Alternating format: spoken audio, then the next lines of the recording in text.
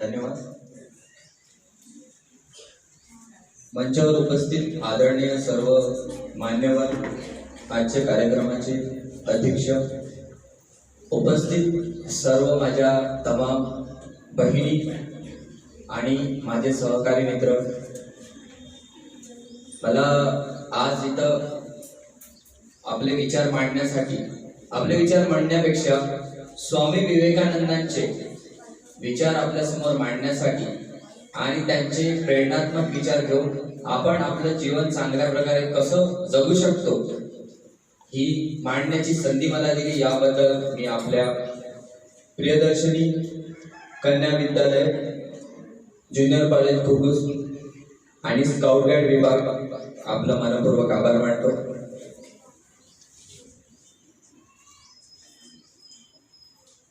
आज 12 जानेवारी स्वामी विवेकानंद यांचा जन्मदिवस. त्याचबरोबर छत्रपती शिवाजी महाराज असा एक राजा, त्या राजाने कुठेही अस्तित्व नव्हतं, पण शून्यातून आपलं अस्तित्व निर्माण केलं आणि स्वराज्य उभारलं. निजामशाही, आदिलशाही, मोगलशाही याच्यातून मुक्त करून रयतेचं, कष्टकरी शेतकऱ्यांचं राज्य निर्माण केलं. ते छत्रपती शिवाजी महाराज यांची राजमाता, यांची आई म्हणजे राजमाता, राष्ट्रमाता जिजाऊ यांची सुद्धा आज जयंती आहे. प्रथमतः मी त्या दोघांनाही विनम्र अभिवादन करतो.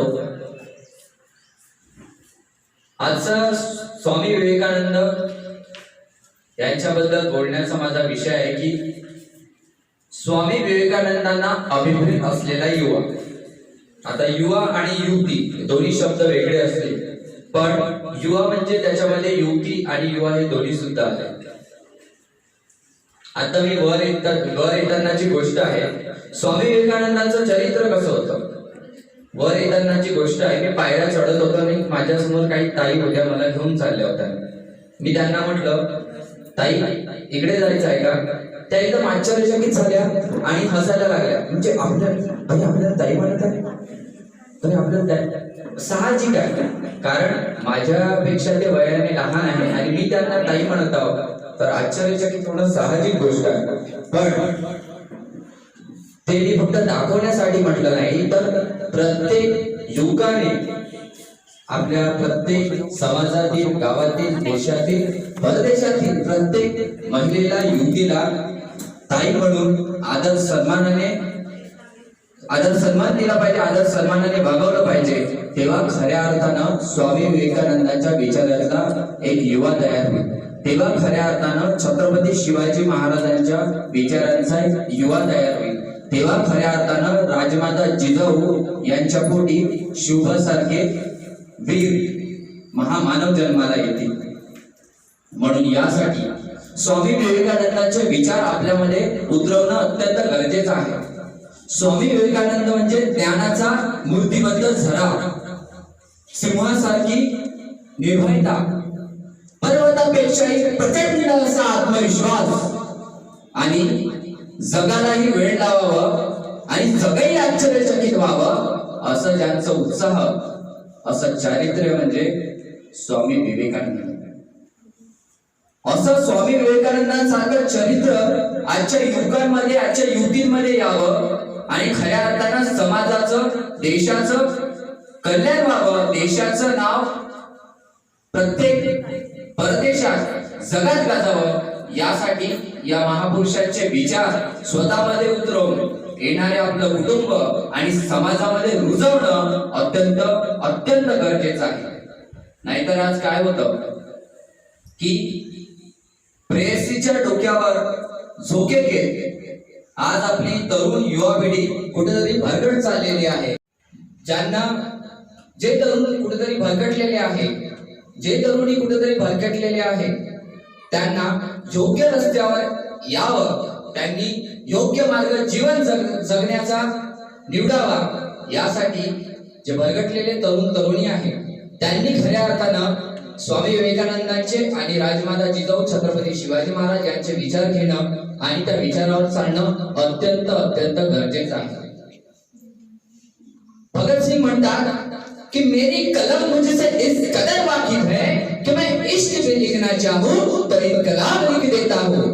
आणि आजचे आमचे युवक युवती काय म्हणते, तुझं मेसेज मला व्हॉट्सअपवर कधी येतो याची मी वाटत बघ.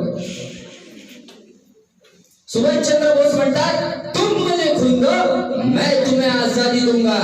आणि आजचे आमचे काय मुलं म्हणतात, सगळ्यांना दोन देत नाही बरं, नाही तर निकलेश सर आले ना आम्हाला दोन देऊ. तर आजचे मुलं काय म्हणतात, तुम मुझे चुना दो मैं तुम्हें तंबाखू दूंगा. अशी जर आजची आपली तरुणाई असेल मग खऱ्या अर्थाने आपण त्यांना सोडून द्यावं का?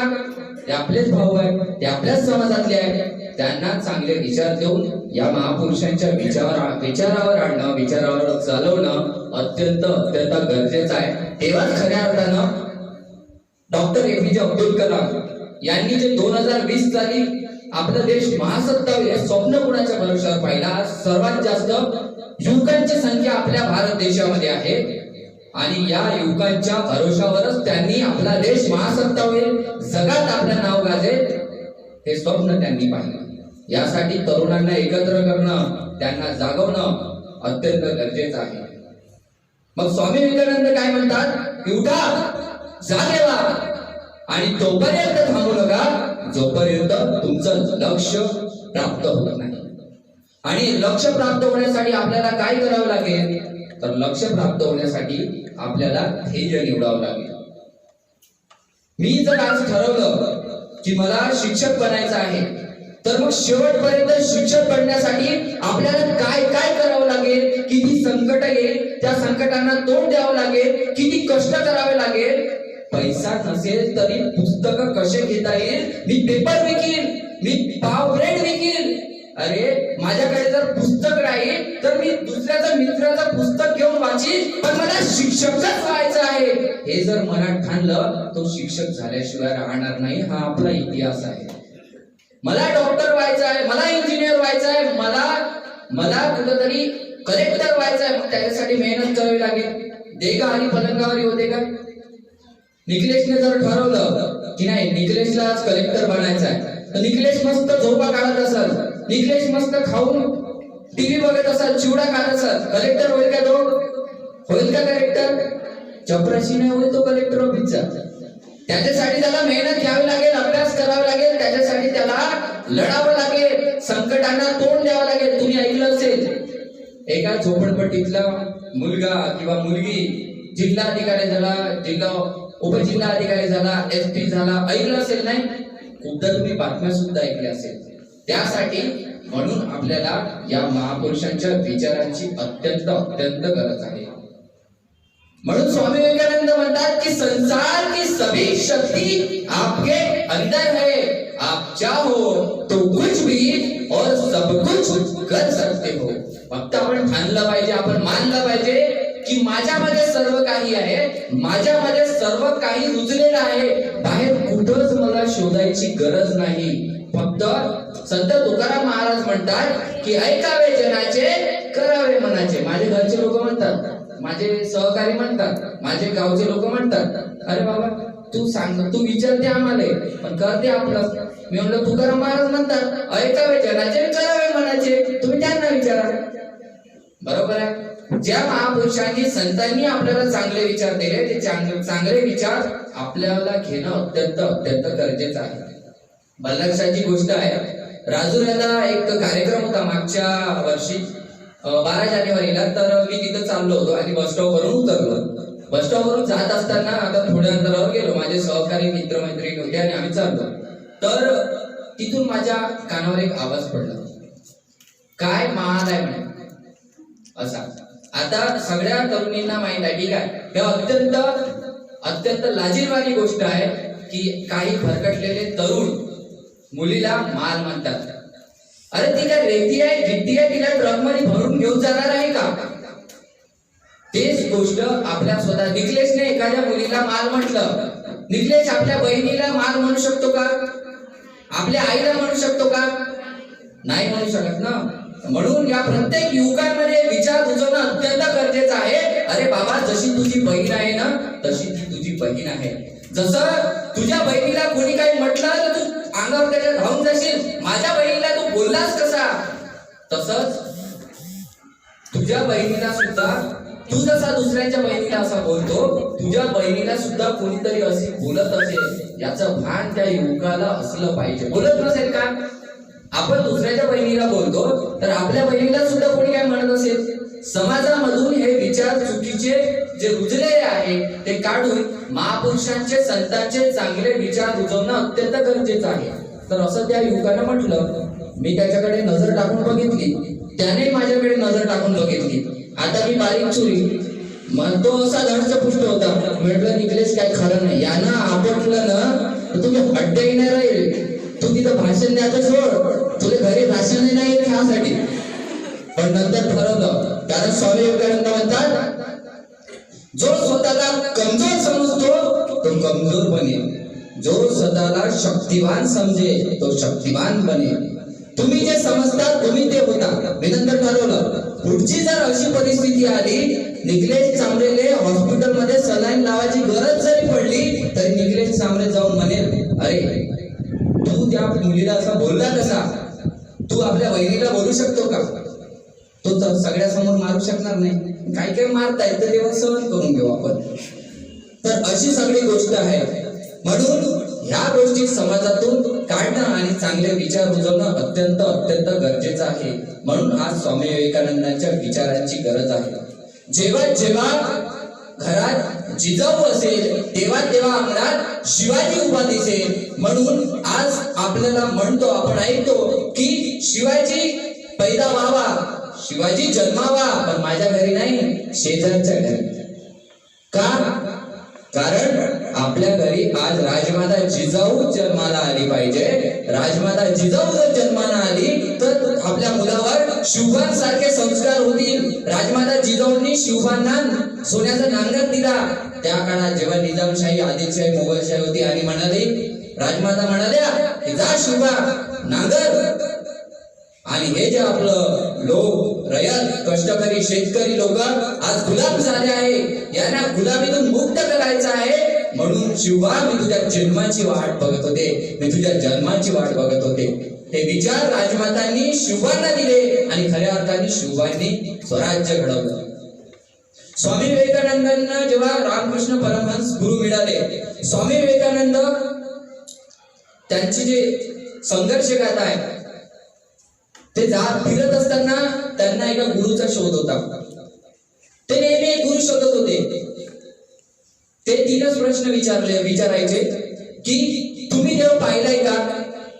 देव कसा असतो आणि तो मला दाखवाल का?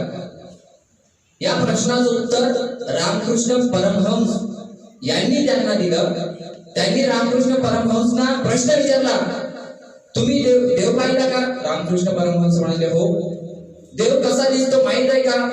तर ते म्हणाले हो, निराकार निर्गुण असतो, त्याचा कोणता आकार नसतो. मग स्वामी विवेकानंदांनी तिसरा प्रश्न केला, मला तो देव दाखवाल का? रामकृष्ण परमहंस म्हणाले हो दाखवतो. तेव्हा त्यांनी गुरु मानले त्यांना आणि रामकृष्ण परमहंस यांनी अध्यात्माच्या मार्गातून त्यांना स्वतःची प्रचिती करून दिली. स्वामी विवेकानंद नेहमी रामकृष्ण परमहंस यांना विचारायचे, मला माता काली माता, तुम्ही तर म्हणतात की काली माता दाखवतो, तुला दाखवतो, देव दाखवतो, पण कधी दिसेल? मला कधी दिसेल तो देव? मी शोधतो आहे, कधी दिसेल? रामकृष्ण परमहंस म्हणाले वाट बघ, वाट बघ, दिसेल. कारण एखादं जे काम असतं त्याला वेळ लागतो, पण ते काम एवढं चांगलं होतं, एवढं चांगलं होतं, त्या कामाला कोणीच मिटवू शकत नाही. आणि एक दिवस खऱ्या अर्थानं स्वामी विवेकानंदांना देव दिसला. आता देव आहे आपल्या अंतरी. तुम्ही ऐकलं असेल, देव कुठं आहे? आपल्या अंदर. कुठं आहे देव? अंदर. कुठं आहे? मन. आतमध्ये आहे. संत गाडगे बाबा म्हणतात नाही, अरे बाबो देव पाहायची गरज नाही, लय फिरलो जागोजागी, पण देव मायातच भेटला रे, मायातच भेटला. संत गाडगे बाबा म्हणतात. संत तुकाराम महाराज म्हणतात की देव पाहावे असे गेलो आणि मीच देव झालो. म्हणजे संत तुकाराम महाराज सुद्धा, संत गाडगे बाबा सुद्धा अध्यात्माच्या मार्गातून देव शोधायला गेले, पण देव आपल्या आतमध्ये आहे. एखादा गरीब बिचारा माझ्या घरी आला, मी जेवण करत असेल, पण माझ्या ताटात जर अर्धी पोळी उरली असेल तर माझ्या अर्धी पोळीचा तुकडा मी त्याला दिला खाल्ला आणि मी अर्धा खाल्ला तर खऱ्या अर्थानं मला तो देव समजणार नाही का? Yes. समजणार ना? हो. तर मग खऱ्या अर्थानं आपल्यामध्ये देव निर्माण करायला हवा. पण देव निर्माण करत असताना आपल्यामध्ये गर्व असायला हवा का की नाही? निकलेशनी अर्धी पोळी दिली, निकलेश हा आजपासून देव झाला, मी अर्धी पोळी दिली, मी अर्धी पोळी दिली, छाती टाईट करून गावात सांगा. हा गर्व झाला, अहंकार झाला. तसा गर्व असला पाहिजे का? नसला पाहिजे. एखादी गोष्ट करायची विसरून जायचं. मी एखादं चांगलं काम केलं असेल विसरून जायचं. मी एखाद्या रात्रीची वेळ आहे, तिथून एखादी मुलगी एकटी चालली आहे आणि त्या मुलीला मी तिच्या घरापर्यंत पोहोचवलं. आज तिने विश्वास माझ्यावर ठेवला. ठीक आहे, एखादा युवक असेल त्या मुलीला सेफली घरी पोहोचवत आहे, तर खऱ्या अर्थानं तिचा सुद्धा विश्वास त्या प्रत्येक युवकावर बसेल की नाही आजही छत्रपती शिवाजी महाराजांसारखे, स्वामी विवेकानंदांसारखे युवक आहे, मग मला आज भयाची गरज नाही. आज कोपर्डी सारखं प्रकरण झालं, आज आपलं हैदराबाद सारखं आपल्या ताईचं प्रकरण झालं, हिंगणघाट सारखं प्रकरण झालं, इतके प्रकरण झाले आहे. आमच्या आई बहिणींना घराच्या बाहेर पडावं याची भीती वाटत आहे. आमच्या आई बहिणींना घरून म्हटलं जातं अरे बाबा एकटी बाहेर जाऊ नको.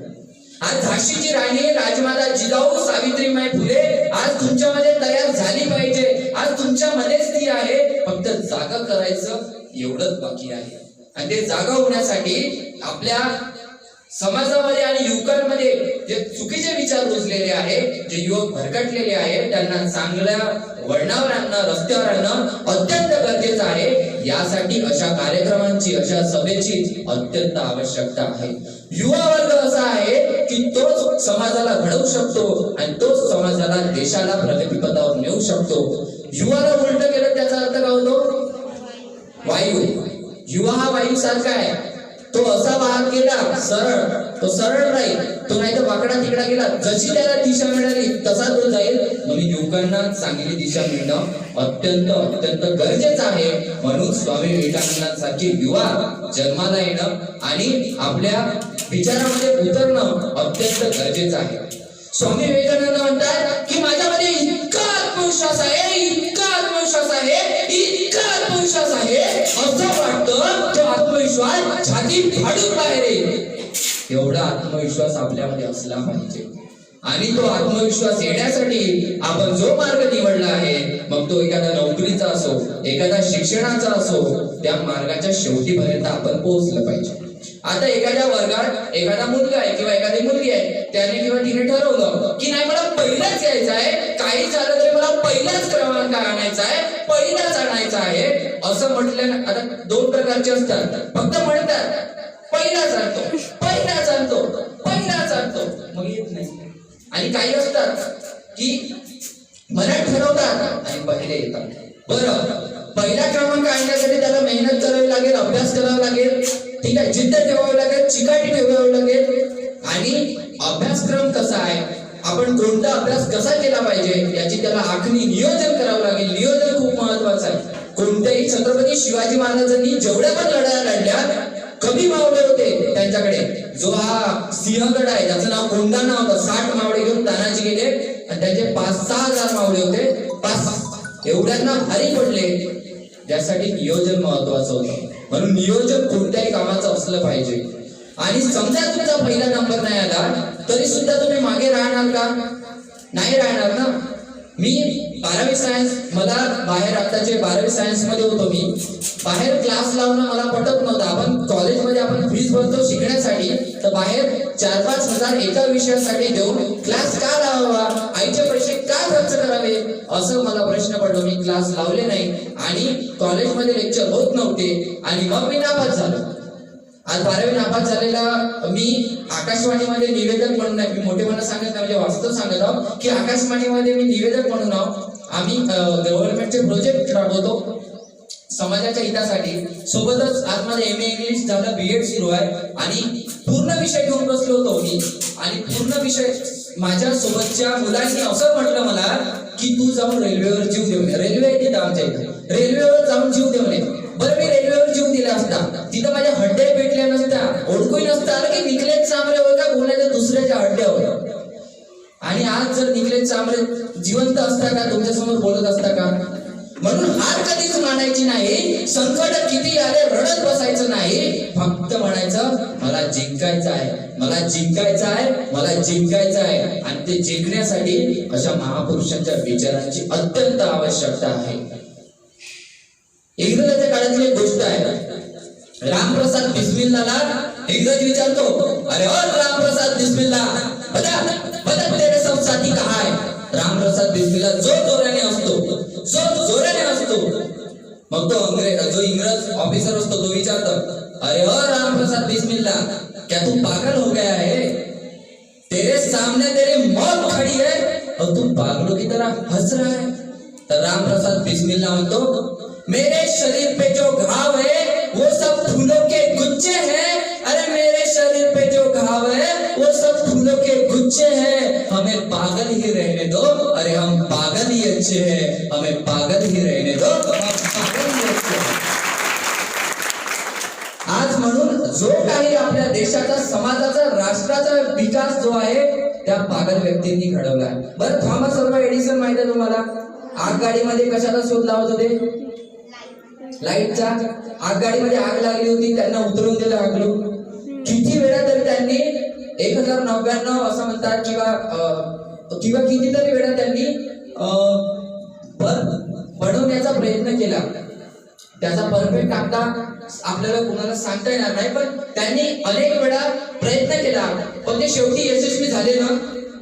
यशस्वी झाले कारण म्हणतात की अपयश ही यशाची पहिली पायरी असते. ज्याला अपयश मिळालं त्यानं तर प्रयत्न सोडले नाही, पण त्या प्रयत्नासाठी त्याला मेहनत पण घ्यावी लागेल. नाहीतर मी एमपीएससीच्या परीक्षेत बसत अभ्यास करत नाही, पहिली दिली, दुसरी दिली, तिसरी दिली, चौथी दिली, पाचवी दिली, सहावी दिली, अरे म्हणजे आता कलेक्टर बनत नाही, आता डब्बा घ्यायचा आणि कंपनीत कामाला जायचं असं. पण पहिल्यांदा मी नापास झालो, दुसऱ्यांदा नापास झालो. मी जर अभ्यास करत असेल, मी जर कष्ट घेत असेल तर मी एकतरी वेळ एमपीएससी ची परीक्षा, कोणती अधिकारीची पोस्ट काढणार की नाही? मग त्यासाठी प्रयत्न, जिद्द, चिकाटी अत्यंत आपल्यामध्ये असणं आणि रुजणं अत्यंत गरजेचं आहे. म्हणून स्वामी विवेकानंद म्हणतात की युवा कसा असावा? ज्याच्या देहामध्ये शक्ती आहे, ज्याच्या मनामध्ये प्रचंड आत्मविश्वास आहे, जो सिंहासारखा निर्भय आहे, जो कधीच खचत नाही, जो कधीच थांबत नाही, जो निघाला तो आपल्या यशापर्यंत जाऊन पोहोचतो आणि यशालाही आपल्या कवेत घेऊन पूर्ण या आकाशाला आपल्या बाहूमध्ये सामावून घेतो. असा युवा आहे. असा युवा आपल्यामध्ये असणं अत्यंत गरजेचं आहे. ह्या माझ्या बहिणी ज्या बसलेल्या आहेत, या माझ्या तमाम बहिणींनी ठरवलं की मला अभ्यास करायचा आहे, मला पहिले यायचं आहे. तुम्ही सर्व पहिले येणार की नाही? येणार की नाही? आता काहींचा समज आहे की नाही, पहिला तर एकच येऊ शकतो. आता बरं समजा प्रत्येकाने तुम्ही 99 मार्क घेतले सेफ, तर तुम्ही पहिले येणार सगळे. कोणाला 98 भेटल, 97 भेटल. एका मार्कासाठी काही मुलं आत्महत्या करतात, कारण त्यांना घरून किंवा समाजातून म्हटलं जातं तुला 99 पाहिजे होते, तुला 98 पाहिजे होते. अरे बाबा, त्यांनी 97-96 घेतले ना. कमी आहे का 97-96? कमी आहे का? मग म्हणून खचून जायचं नाही, रुसून जायचं नाही, थांबायचं नाही, लढायचं गड्या, लढायचं. 50 मार्क 45 मार्क घेतलेले आज कलेक्टर आहे, एसपी आहे. मंत्री किती मार्क घेतले तुम्हाला ते माहित आहे? सांगायची गरजच नाही. बरं मला सांगा, कमी मार्क घेतलेले, कमी शिक्षण घेतलेले लोक इतक्या मोठ्या पदापर्यंत जाऊ शकतात, तर तुम्ही तर चांगले मार्क घेतलेले तुम्ही काय नाही करू शकत? तुम्ही जगाला बदलवू शकता. फक्त ठाणून घ्यायला हवं की नाही, मला हे करायचंच आहे. म्हणून धुरा दिली शिवाने ती सांभाळलीच पाहिजे. धुरा दिली शिवाने ती सांभाळलीच पाहिजे. रक्त गोठले तुम्हा आम्हा मराठी भारतीयांचे, ते आता तापलेच पाहिजे. अरे शूरवीरांची परंपरा आहे आपली.